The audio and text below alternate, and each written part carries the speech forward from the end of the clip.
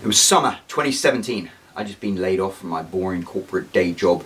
I had a few months of savings packed away, so I decided I was going to go all in. I was going to do what I wanted to do since I was 9 years old and become a full-time writer.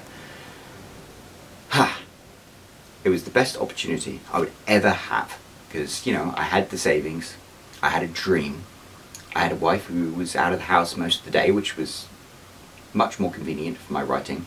So this was going to be my best and possibly my only chance to really, truly try and make a career out of writing full time. But I had to be really, really smart. And that was the part I had the problems with. So one of the things that I did was I gave up writing these MMA romance books. I used to write romance books with the main characters being mixed martial artists, and one of the pieces of advice I got was, you know what, that's great if people are into that, but maybe you should branch out, be a bit more general in your romance books. But I really loved writing romance. So I love the format of romance books, I love the beats, I love the style, I love the formula of storytelling, which I actually think is in some ways a lot more sophisticated than traditional adventure stories are written in. So I took all of the elements of the stories I wanted to write, the old-fashioned adventure stories like Ian Fleming's James Bond and Leslie Charteris's The Saint and all those great stories by Dick Francis and Wilbur Smith.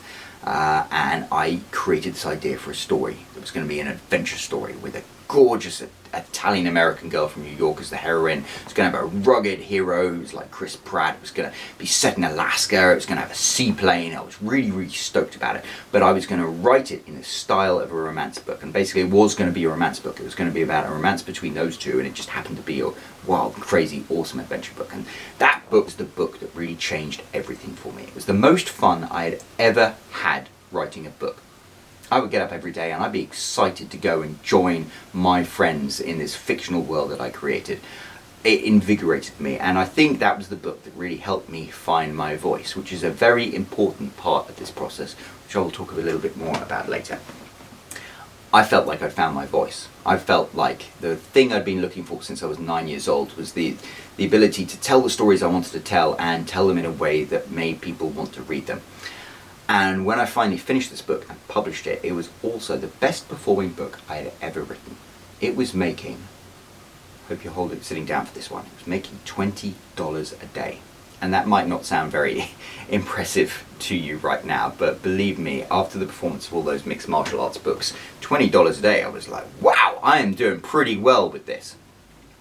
And I remember that. I remember the summer of 2017 so fondly, because it was one of the best summers of my life. I would get up in the morning and I would spend all morning writing, and then my kids would wake up and we'd go and spend all afternoon in the pool. I would have a clean house. I went to the gym every day. I had my friends over for dinner every night. It was absolute heaven.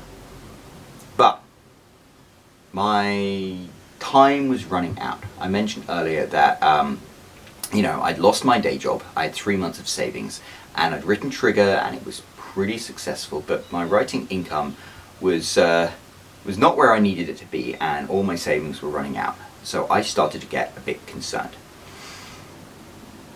And what happens then is something that really would sound almost conceited if it was in a fiction book, at a plot twist. Because there I was, really, really concerned about whether I could actually make this work, and out of the blue I got a job offer. November 2017, I got approached by a headhunter who offered me a job in New York City, earning more than I had ever earned in any of the jobs that I'd had in corporate America before. At the level, the title, director title, was the first director title I'd ever have, so it was the position that, a year ago I would have pulled my own teeth out for. And I was like, oh my god, this is like a Faustian pact. Do I try and pursue my dream of being a writer, or do I do this deal with the devil and go back to a day job?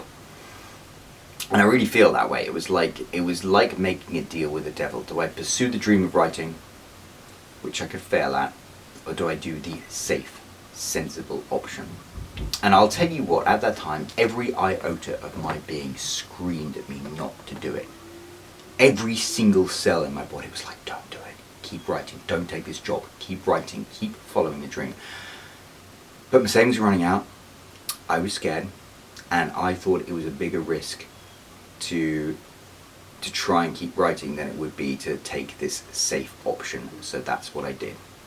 And I find it very, very interesting looking back in hindsight, because there is this wonderful quote that I heard, which is, the most dangerous risk of all is the risk of spending your life not doing what you want to do, gambling on the bet you can buy yourself the freedom to do it later. And so that's what I did. I achieved so much in my ambition to become a self-published author, and then I gave it all up to take this safe option. And let me tell you what happened next.